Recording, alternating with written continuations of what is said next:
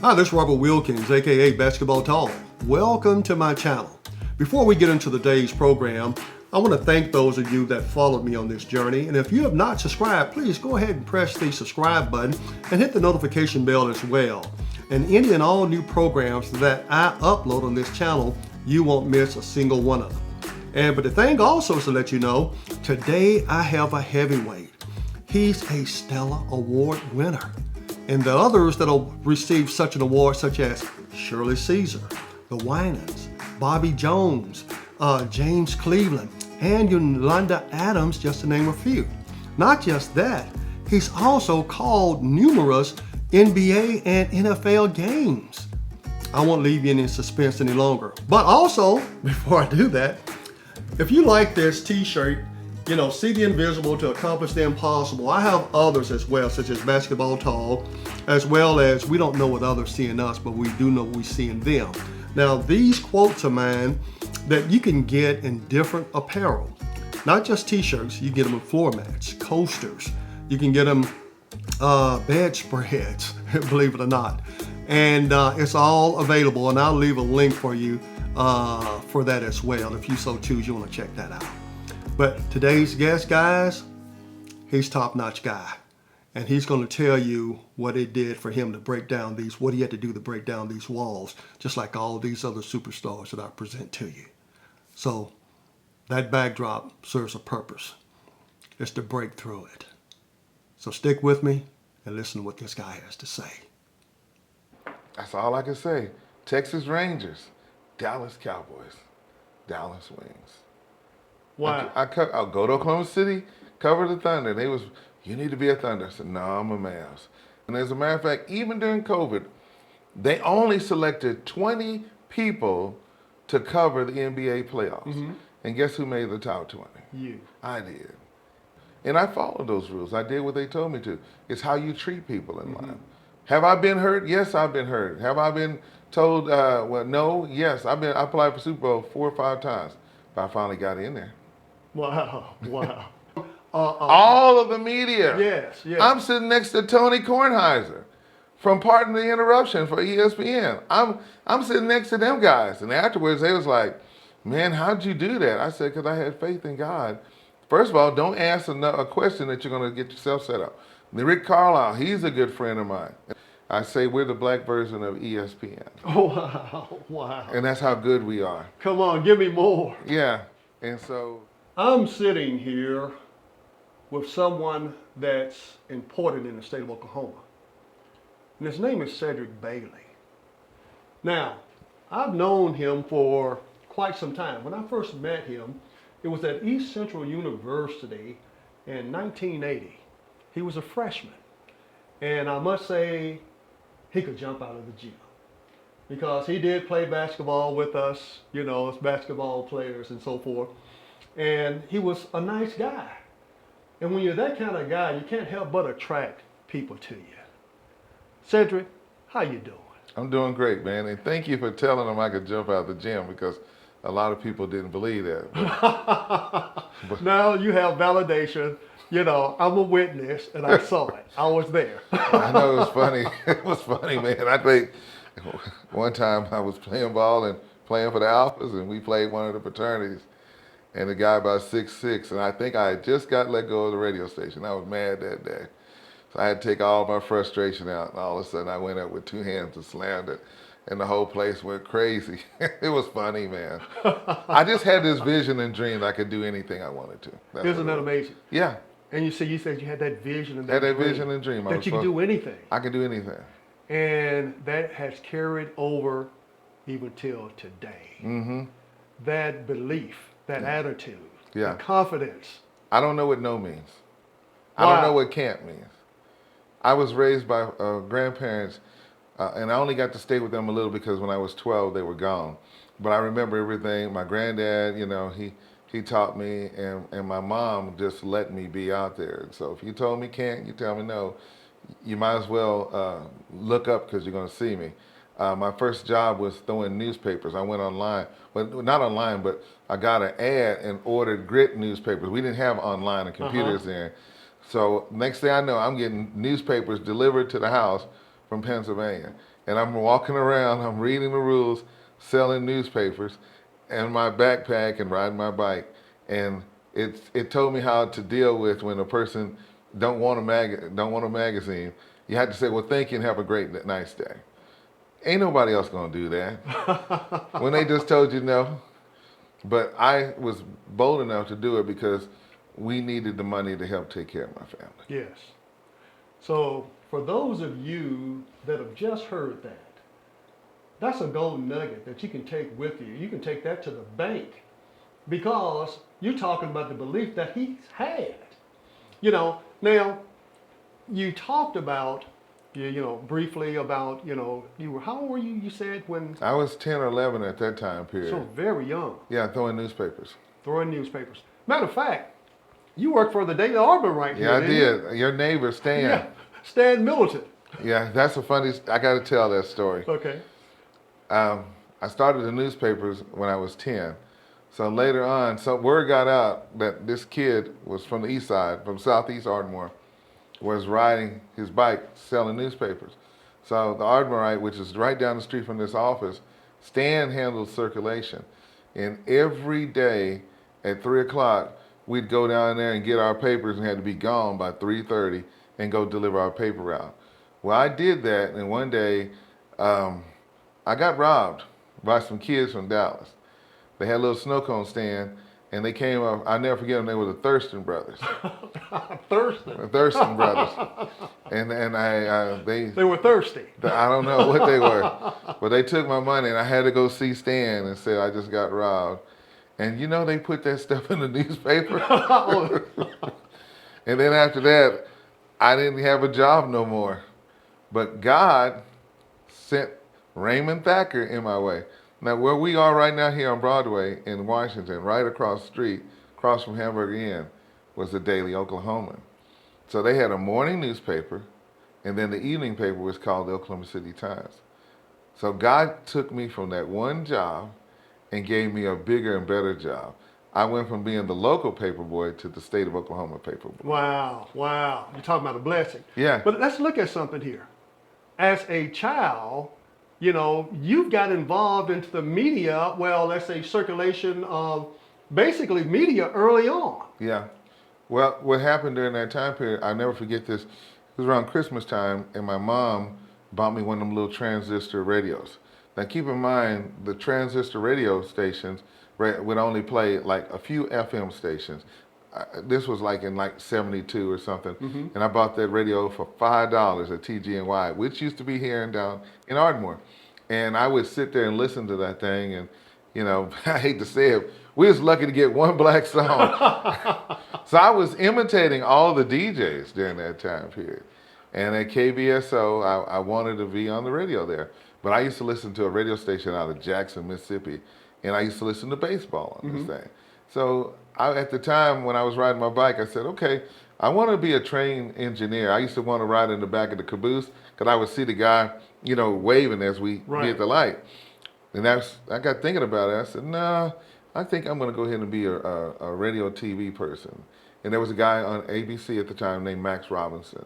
And that's when I told my mom, that's what I want to do. And then that radio station, I used to imitate all the DJs. I imitated Tom Joyner. And I got a chance to beat him, and later on I DJ'd his son's prom down in Dallas. So God just kept opening doors. Yes. That's all I can say. And then you go on to college. At East Central, met you. Yeah, and you majored in? Broadcasting, journalism, which they just announced the program. We were in the science hall. Mr. Hall was Robert Payne, that's his name, was over it. And his son was our teacher. We used to be in the administration building. And I'm the only black in the class. And he kind of talked to me kind of a little crazy, like, well, what are you in here for, I said, I'm in here to learn how to be a broadcaster, And he would say little comments that I can't really say on this video. Right. And it just made me determined to pass his class. And when I finished, I got a B. But it was because of one teacher by the name of Lori Thomas, who told me when we went to the country station, the KADA. During that time period, we queued up the albums, and I had to go in there, and it was so funny. They gave me this little script or something like this, and I had to read it, and I looked at it. You're listening to Southern Oklahoma's country music leader, KADA. Here's Ronnie Millsap, Stranger in My House. My teacher looked at me and she said, do that again. I did it, and you know what she told me? She said to me right then, you're going to make it and you're going to be successful. Wow. When I won my first Stellar in 2014, she cried. Wow. Wow. But that's all it takes is the confidence. You work with our young juveniles here. They're used to hearing all the negative words, Yes. saying you can't do this, Right. you're gonna be like this. And then when we start labeling them and we start doing that, then guess what they're gonna do, Robert? They're gonna do exactly what they've been programmed to do. Exactly. And so in my mind, you know, I had people here in Ardmore that supported me, you know, and my mom always, you know, there were 8 of us. My mom always made sure that I was taken care of. Now, you know, Drake making that drive from Ardmore to Ada, this was before they had the turnpike. So I had to go through Rolfe and all those little towns and everything. I'll never forget my mom pulled out a little Coke box with a handkerchief in it, and it was $5. So she gave that to me, you know. And in my mind, I said, I can't let her down. Yeah. You know, you can't let them down. Yes. And that's what my goal was not to let the people down. Wow. Wow. Talking about taking a class and you got hit with a little negativity there, and then of course someone heard your voice and then, you know, pretty much told you what you were going to do in life. They could see it. Yeah, I was the cameraman. I used to do the 6 o'clock news and had to come back, and then I would set up the camera here and I would be listening to the director. He'd be talking to me in the headset. All right, you count them down in 5, 4, 3, 2, and you're up. I would do stuff like that, and bring up the announcer. And Now, was then that with K10 back in the day? That was at K10. Yes. Yeah. Now, they had Channel 12 is here in Ardmore. It was in the Lincoln building, which is now the First Bank building. That was on the first floor, and I would be there. We had the Jerry Lewis Telethon, and I was out there raising money, going out there, raising money for Jerry Lewis Telethon. And I come back in, turn my report, and go on TV and say my name is Cedric Bailey, and I raised $100. You know, I was that kind of kid that I did it, and that was a time period. Your word was your bond. Yes. You know, for example, you know, if your parents sent you to the store, you got the groceries on credit. We had a little store called Lasse's. They got the barbershop down there now. But you go in there and you get the book and you say, I'm getting this for Miss Bailey, you know. And at the first of the month, I had to go down and go pay the bill. Now, if I slipped and got some penny candy, you know they wrote it down. And my mom looked at that deal and said, oh, you done got this, you know. So it was important back then. When you know, being from Louisiana, where my change at? Yes, you know. yes. You had to bring it back. Nowadays, Money was important. Yes. Yes. You give them a $20 bill now, where my change? Huh? But that's what we was raised during that time period. You know what I mean? But I love being in radio and TV, because I worked in radio in the evening on KTLS and KASX 96.3, and then KTLS was 93.3. I worked for the Hoover family, Mike Hall, and then I even worked at the steakhouse, so I was cooking steaks and all that. So I did all that. You talk about the evolution. Yeah. You know, you can see where you started from and how you ended. Yeah. But we're going to get to the end Go ahead. later. But the thing is, I remember in the day when we used to have the little socials at East The Central. dances? Yeah. And you'd be DJing. Yeah, you remember that too, huh? We was down in the ballroom. Yeah, but you stayed in your niche. Yeah. You know, and Oh, we had to have the parties, you know. We had to have that. Because we made life fun at East Central. And it went by so quick. As a matter of fact, I'm going to tell you this. I kind of drug out an extra semester because I didn't want to go home. I stayed there 5 years. Some people had no choice, but I had a choice, and I made a decision after 5 years I was going to be gone. And I loved it. East Central was to me, I wanted to go to Langston at one time, but it was a time period when Langston was in his dark days, and I wanted to play football, so I walked on to East Central. And then after I walked on East Central, my knees started acting up, and I went ahead and ran track. And I was on there with your boy, Cleve, Brian, and his brother, George. Yeah, George Bryant. And we ran track. Man, that was the greatest time I ever had. I'm up here with these boys from Shreveport, Louisiana. We had the time of our life. Rochelle Lewis, radar, and I Yeah, looked up, that's and we right. won the OIC championship, and I ran the 200 meters during that time period. That's why you could jump. I could jump. It was fun, man. Yeah, it was. It really was. One of the greatest times I ever had Yeah. being at East Central. And I even coached girls basketball, I coached volleyball, I coached uh, flag football. I had 2 teams. Everybody wanted to play for me. But you know, look at this though, Cedric. You had leadership qualities early on. Yeah. You know, not just that, you were in the ROTC, weren't you? Yeah, I was. Tell us about that. One day, because I was a mailman at the bookstore, I know people saying, he did all that. I'm not making this up. You know, it's just. You were focused. I was focused, but, when you come from somewhere and the resources aren't there, you have to go out there. But I saw a sign up in the student union and says, if you want to make like $400 or $500 during the summer and get fit and do 2 miles, 40 setups and 40 push-ups, then this is the place to be. So I looked at my best friend, Joe Hennix. You remember Joe? He was from Earlsboro, Oklahoma. And we used to call each other nicknames. You know how it is, Yeah, a nickname. right. I said, well, Bud, We all what do you... had nicknames. Yeah, I'm not going to say anything else. But we would always say, well, Bud, what do you think? I don't know, Bud, what do you think? If you're in, I'm in. I said, well, let's do it. Next thing I know, I'm on a plane going to Fort Knox, Kentucky, and wearing camouflage gear and all this stuff. And I looked at it and said, Bud, I hate to tell you this, but we're in the Army now. And for 6 weeks, we got fit and we did good. I came back. Sergeant Major Guest was a person. He was from Columbus, Georgia, and he was a sergeant major there on campus. And we participated. Quince Pirtle was in there with us too as Quince, well. yes. Yeah, and then Joe. And Joe was playing football, and I was a mailman, so I did that. And then they said, okay, well, you passed all your classes, so we'll send you to Fort Riley, Kansas.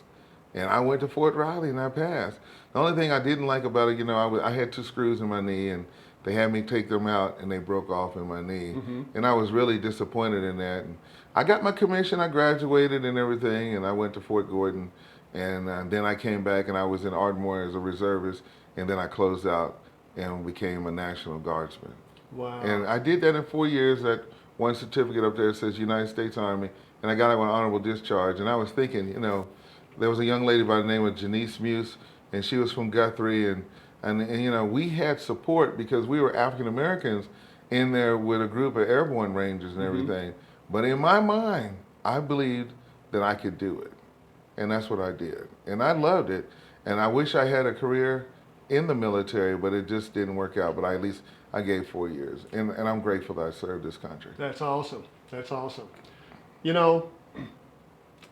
I think you were God-led, really, because you have the voice. And then just when I used to, hear you speak, like at the Dallas Cowboys, or doing these radio announcements, and then your gospel station, and all of that, and I would call up people, hey, Cedric's on the radio, and because we all want to see people that we know do good. We want that for them. And if you find someone that's negative toward that direction, these are not the people I think you should be listening to. You want to hear someone that's going to encourage you, that's going to give you that push, that drive, that belief and that faith that you too can do it. And this man is the greatest example that anyone can do it, because he said something here about that belief, the mind. And you know what? So strange about this? I feel the same way. I have that same thought process that I can do it too. Well, you 'cause did I that. can learn it. Well, you proved that you've done that. As a matter of fact, we started the Black Alumni Association, and I got together with some of my buddies, and man, it was so incredible.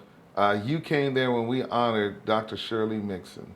You shared your testimony with us and everything. So you and I had a lot of common, man. But one thing about it was just we went there to East Central. You went there to play basketball, but God had something else for you.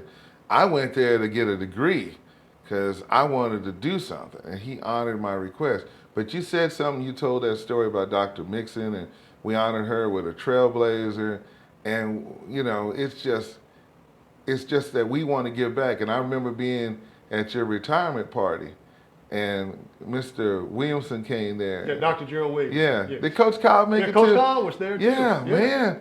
And I was excited because I'll never forget that day because it rained.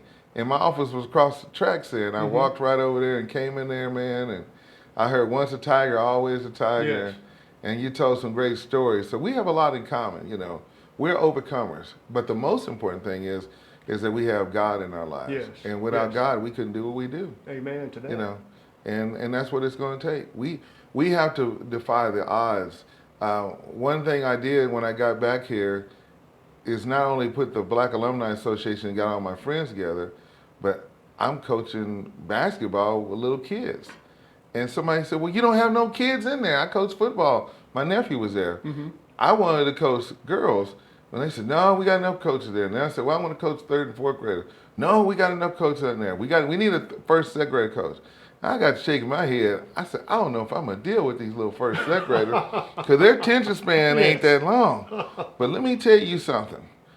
I thank the Lord that I listened to him because I remember my coach coaching me in baseball when I was in the first grade. He picked me up. He took me to the games. And we didn't win a game, but we got a sportsmanship trophy for being great. And I remembered all those people who did the stuff for me. So I said, okay, I'll do it. And I had a meeting with the parents, and I told them, I said, listen, we're going to win some games, and we're going to lose some games. But the most important thing is I'm going to teach them everything from how to dribble, how to pass, and I'm going to do dribble drills, and how to play defense. I took a little kid by the name of Aiden who never played before. He can shoot now. I took little kids and taught them how to play defense and all that. And in 4 to 6 weeks, we played for the championship, and we lost only by 4 points. And when they was crying afterwards, I said, why y'all crying? This is your first time playing.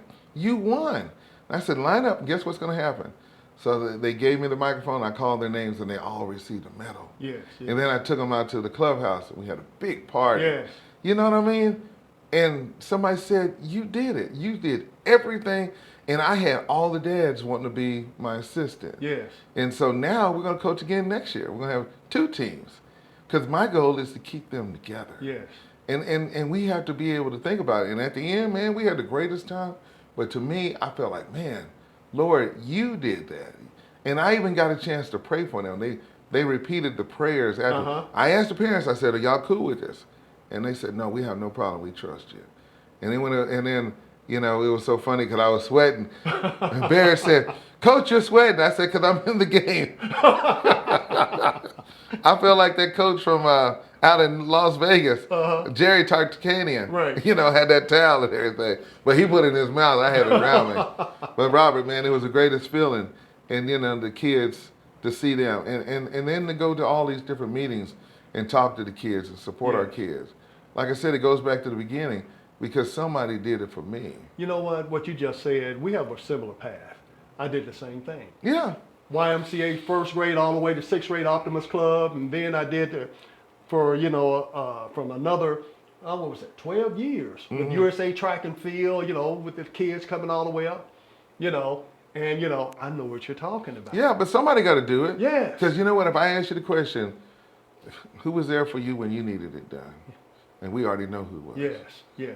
And to me, it's like us as African American men, we got to step up. Yes, we really did. Yeah, we really have did. to. Now, thank you for that. That was some valuable stuff, and I enjoyed it too. Now, the thing is, you've had a stellar career. You know, so I look around your office here, and you retired at once, didn't you? Yes, I did. Then, of course, you jumped back into the game. Yeah, I did. But it's different now because of technology.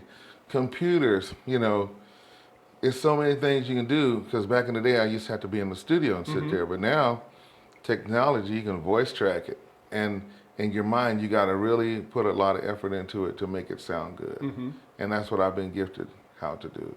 And you know, I got my son who's in Korea. His name is Cedric Rashad, and he's way advanced than I am. You know, and I got thinking, I said, what would have happened if I had had the right people around me at that right time? But because of me having to go to work all the time, you know, and getting up early in the morning, it took away from the time that I could have used to be studying. So that's why I also told my kids, how you doing in the classroom? And when they say A's and B's and their parents, because I told them, if they got D's, they can't come play. they made sure that I did not get not one negative report card. You gave them a goal to shoot for. Right, I sure did. I gave them 2 goals: that basketball goal, and then the goal in the classroom. Because I said, if it don't start now, then when is it going to start? You know what? The power that a person have in sports, a coach. Coach has tremendous power. But if they use that power correctly and get kids to commit to do the right thing, because guess what? Kids want to play. Yeah. They want to be on that team. They want to be part of that. But we need coaches to step up and utilize their authority and make certain that kids are steered in the right direction. And sometimes you have to make a sacrifice on something. Yeah. To get control of the rest of the team. Now, looking at all these awards that you have here in your office, tell everybody a little bit about, your flight after college, into your career, the things that you've done. You've earned it. And I want my audience out there to know, what is it that you've actually done, your travels. Tell us about that. Well, let's see. I've been to Mega Fest, had a chance to hang out with Bishop T.D. Jakes. One of my biggest moments was being able to cover the NBA Finals and be right there when the Dallas Mavericks played in Miami. I was right there on the floor. I was right there with Mark Jackson, and I've had a chance to talk to legends and be right there. I've talked to Ray Lewis, who's been there with the Baltimore Ravens, And you call all these games. Yeah, well, I broadcast games, and what has happened is, me and my partner, Daryl Day, one day we was in Arlington, and I was sitting there, and I said to him, we need to have a Christian sports network. And we got to think about it, and he says, okay, let's go with BGC, which stands for Big Game Christian Sports Network. And so he says, man, you have met everybody, you got credentials with everybody. They gonna let you in. We'll just put it together. So it was 8 years ago. So I think it was 2012 or 2013. We established the BGC Sports, and it really stands for Because God Cares. And our goal was to do sports without cursing, and that's what we did. So I got 12 guys that come on our network, and we have BGC 1, BGC 2. And as a matter of fact, here in Ardmore, I have the opportunity, our network is going to open up Sidelines Grill at Thompson Square in June. And then we've also reached out to various companies and done their marketing, and we make the best commercials. I say we're the black version of ESPN. Oh, wow. And that's how good we are. Come on, give me more. Yeah. And so, I host a show, it's called Sports in the Mix. So I have Kevin Simon, he works for a sports station down in Tyler, so they cover the Cowboys. And then there's Andre Russell, who's at KJLH, at Stevie Wonder station. So like tonight, we're going to talk basketball. We're talking about NBA playoffs, and I got a picture of me hanging out with Kawhi Leonard, we call him the Claw, because when he holds that ball, dude, he holds that ball, he's palming it, really. He is. Let you try that and see what they... But anyway, we have been there. I've been there. It was amazing covering the finals, and my question went viral because I had to interview Popovich after the game or so. And I did the interview with Popovich. And when I did that, they put the camera on me, man. It went all over the place.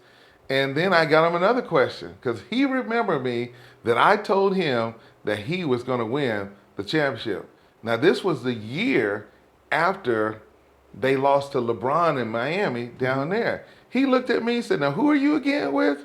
I said, I'm with the BGC Sports Network, and I'm here to tell you, you're going to win this championship next year. So mine was the first question. And he answered, and everybody looked at me and said, what did you say to that man? Because he's known for giving you the stare.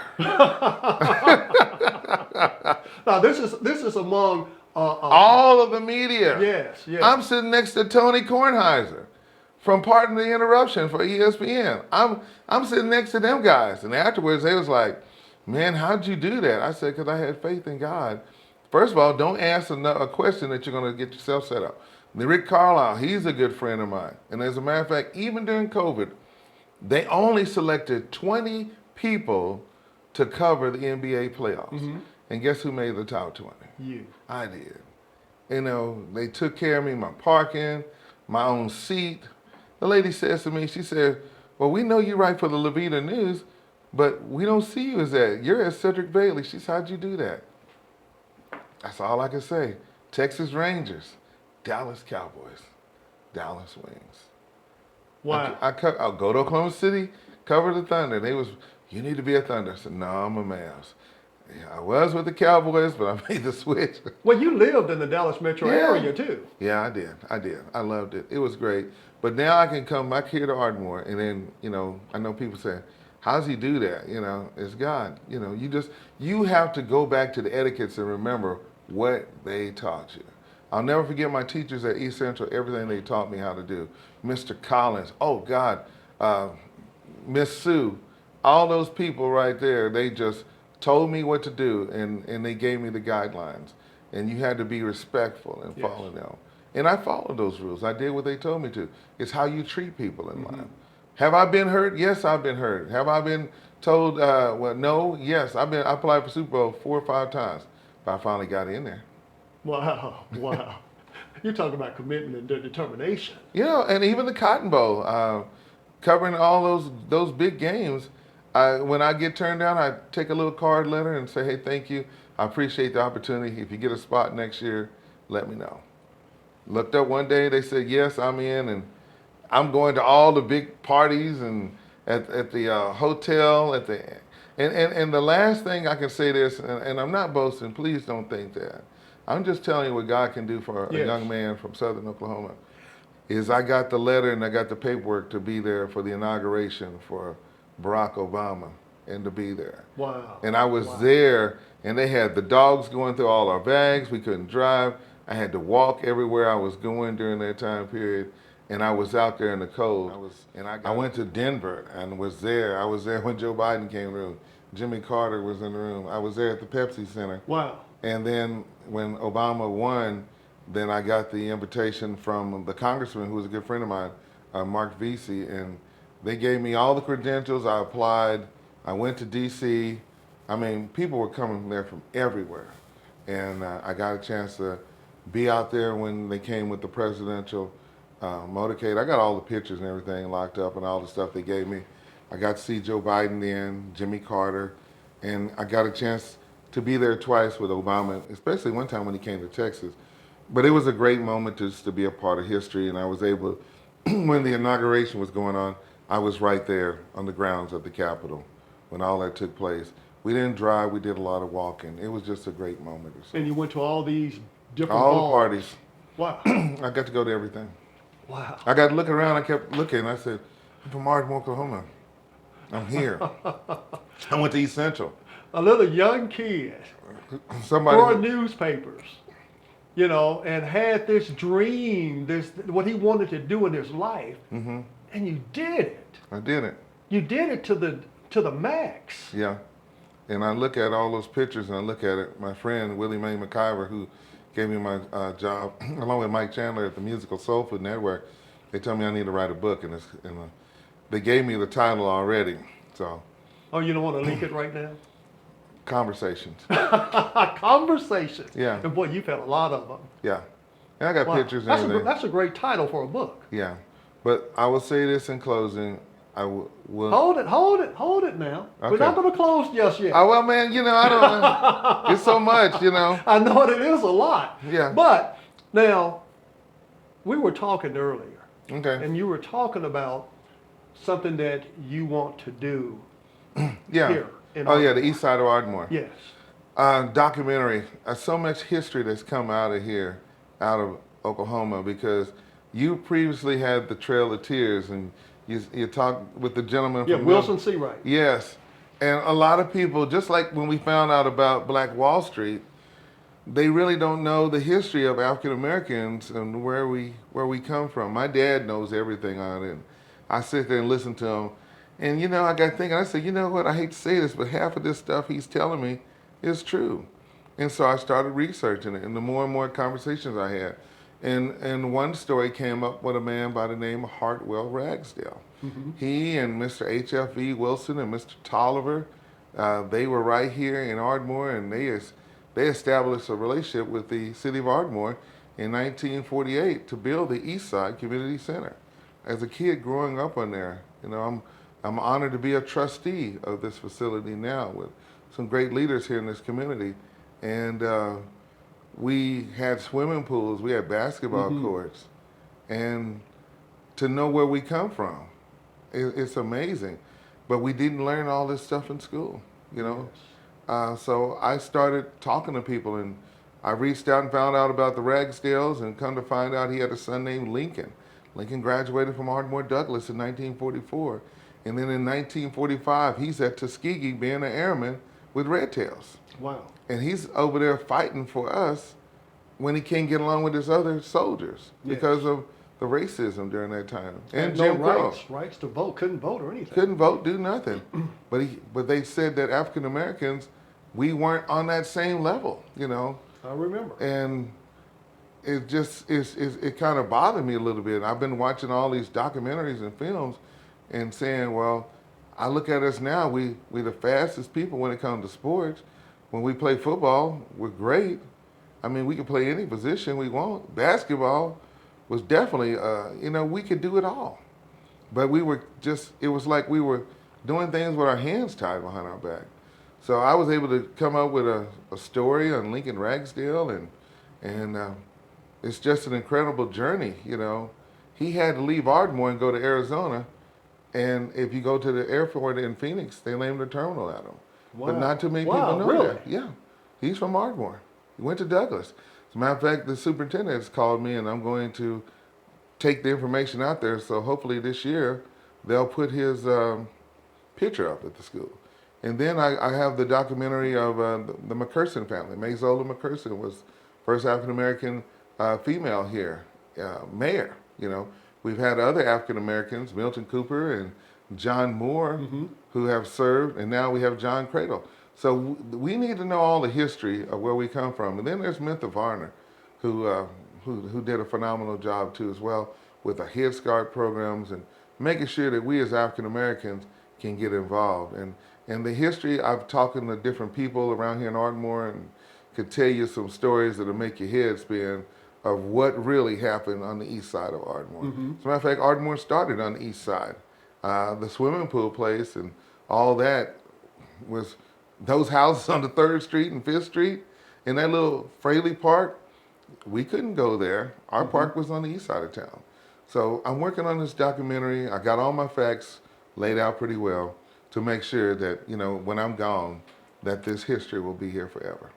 And I can't wait to hear it and see it. Well, thank you. You know, you talked about the H.F.E. Wilson. You know, I was once board of directors there as well, and served the community well. And you talking about all these trailblazers before us that you're going to share with the world for people to know. Yeah. Because that's encouraging. That gives other people hope. You know, you have achieved a level of success that is exceptional. And I'm glad our paths have met, crossed. Yeah. I'm glad to know you. And now we're married into the family. Yeah, we are. I married me a Roberts girl, and you married a Roberts girl. They're cousins. And First cousins, yeah. Yeah, first cousin. I always tease my wife, Darla. I always say to her, well, you're from West Genealogy, and I'm from East Genealogy, because my family is a Lofton family.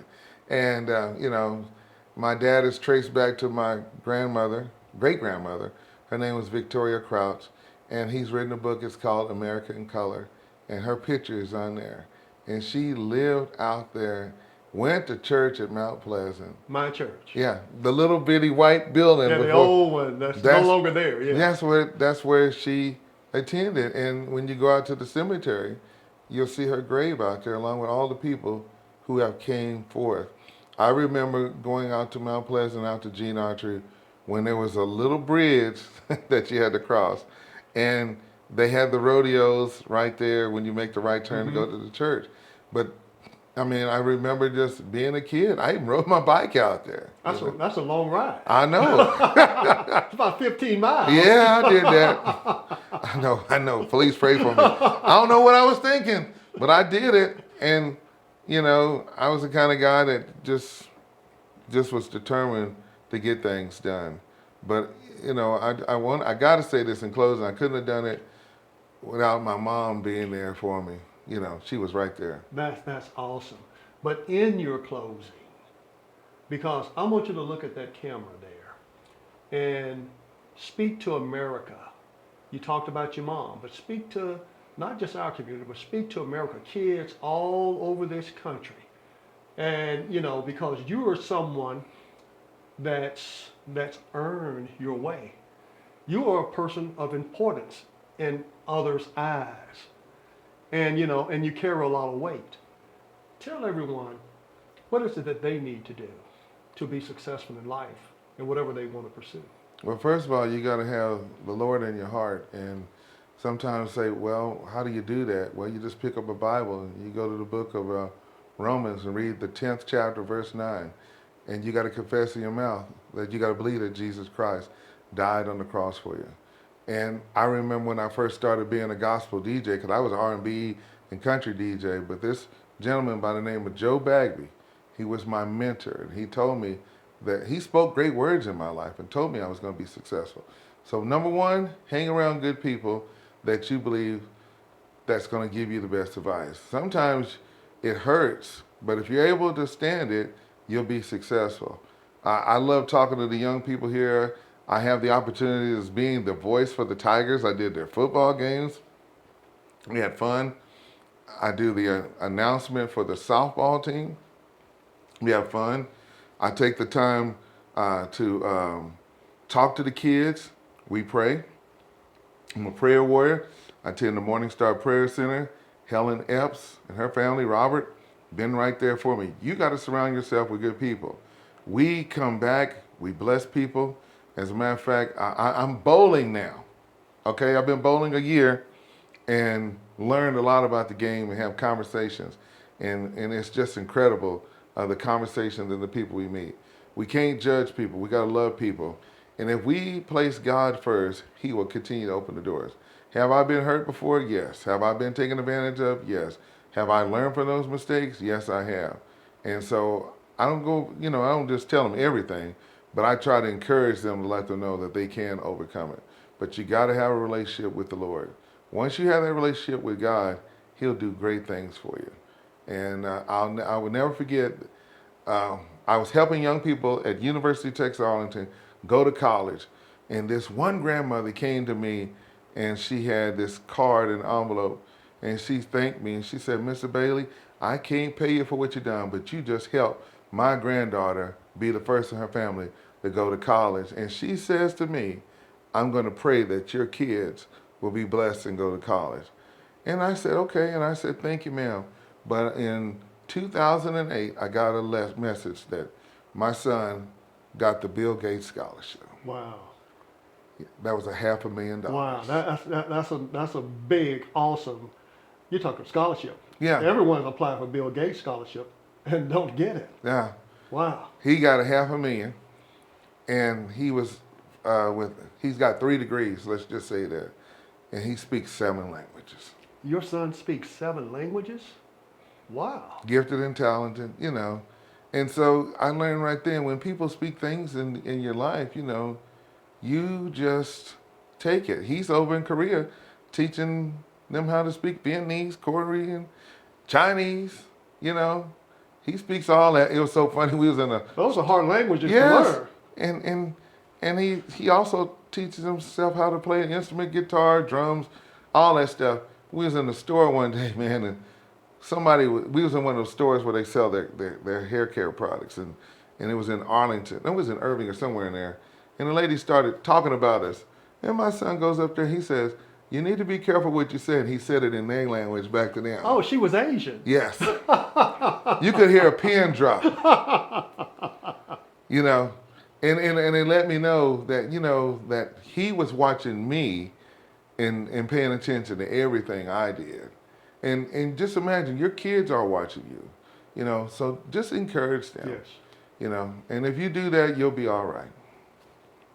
Thank you. Words that are so valuable. And we're talking wisdom deluxe. I got something for you, just to man. remind them, I got something for you, just to remind them, you know what? You know, we always take care of our mothers. Mothers do so much. Yes. But we got to set that bar for the fathers too as well, okay? Yes, we do. And Father's Day coming up, and I thank you for that. Come on now. Thank you. And for my audience, thank you.